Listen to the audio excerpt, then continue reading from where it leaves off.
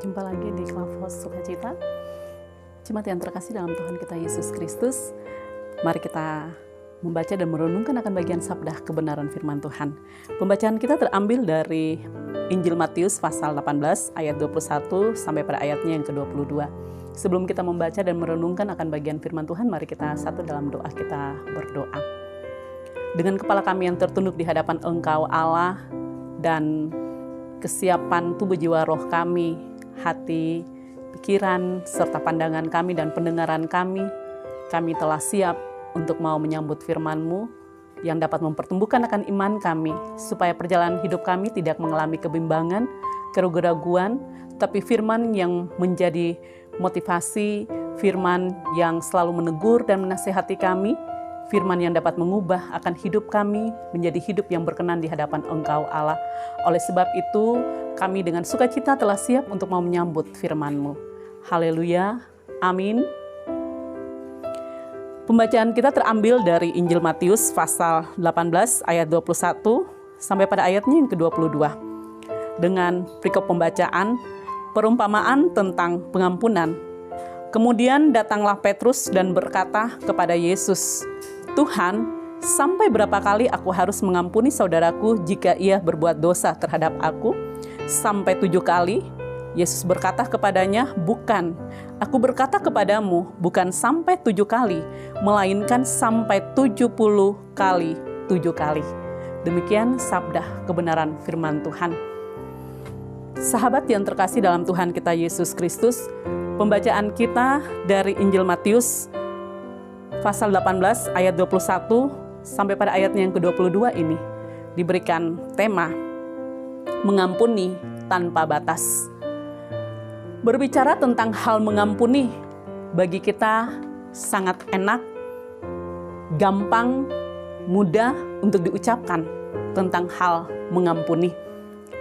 Tetapi ketika untuk kita mau melakukan, sangatlah berat, banyak pertimbangan, dan lain sebagainya yang membuat hampir-hampir tidak mampu untuk kita memberikan pengampunan.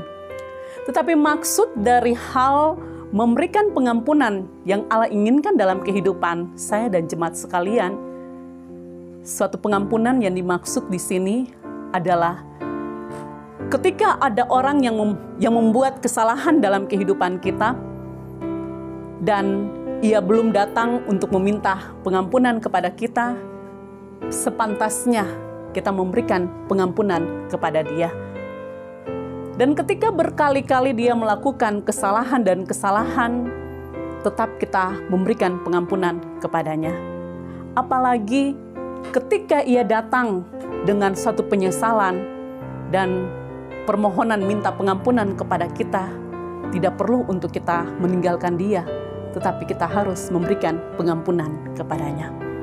Sudahkah kita dapat memberikan atau menunjukkan pengampunan kepada sesama kita sedemikian?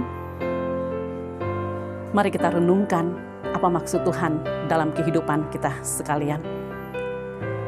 Suatu percakapan Yesus bersama-sama dengan Petrus, sebagaimana Petrus yang berkata kepada Yesus, "Tuhan, sampai berapa kali aku harus mengampuni saudaraku jika ia berbuat dosa terhadap aku?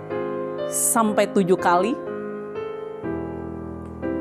Petrus ingin mau bertanya kepada Yesus tentang hal memberikan pengampunan. Karena Petrus yang adalah salah satu murid Tuhan Yesus, ya kemungkinan ia karena mendengar Yesus yang memberikan pengajaran yang begitu baik, bagus, dan juga ia ingin untuk mau mengetahui, karena dalam hal memberikan pengampunan ini merupakan satu masalah dan rumit sekali bagi setiap sesama manusia untuk menyatakannya kepada sesama.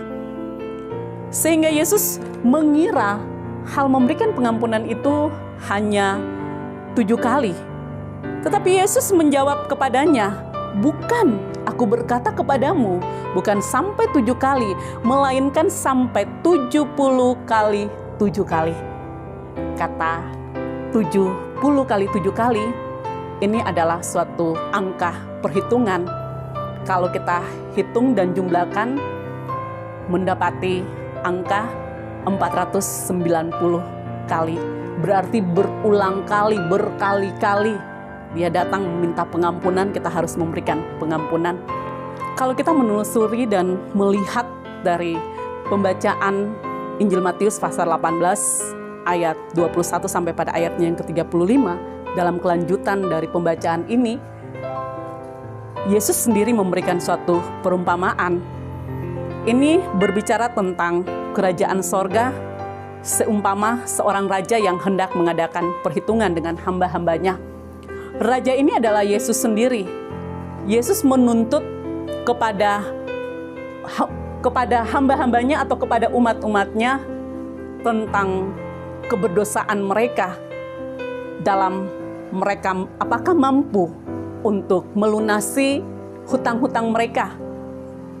Tetapi karena Yesus mengetahui ketika setiap orang yang datang dengan penyesalan untuk meminta pengampunan di hadapannya, Dia akan memberikan pengampunan. Karena Dia sendiri adalah Tuhan yang sanggup dan mampu untuk menyucikan dan menguduskan akan kehidupan kita walaupun dosa kita merah seperti kermisi. Yesus sendiri, Tuhan kita sendiri mampu untuk memberikan pengampunan kepada kita. Mengapa kita tidak mampu untuk memberikan pengampunan kepada sesama? Sedangkan dalam ungkapan pengajaran doa Bapa kami, ampunilah kami akan kesalahan kami. Suatu ungkapan meminta pengampunan, kita harus pantas mengampuni kepada sesama dulu, baru kita dapat diberikan pengampunan dari Allah kepada kepribadian kita. Jemaat yang terkasih di dalam Tuhan kita, Yesus Kristus. Terkadang kita lebih banyak condong menceritakan tentang keberdosaan orang, kejelekannya orang. Bahkan ketika orang tersebut berada di dalam suatu kesalahan, kita tidak mampu untuk memberikan pengampunan kepada mereka. Kita ada dalam minggu-minggu penderitaan ini, minggu-minggu kesengsaraan, menjadi suatu ajakan bagi kita. Allah kita sendiri, Ia telah hadir dalam dunia ini untuk mengorbankan dirinya lewat putranya Yesus Kristus yang adalah Tuhan kita, menebus akan dosa-dosa kita. Betapa bangganya kita punya Allah seperti Dia yang sanggup dan mampu menyucikan kehidupan saya dan jemaat sekalian. Maka janganlah kita mengeraskan akan hati kita. Janganlah kita menjauhkan diri dari Tuhan Sang Pemberi pengampunan.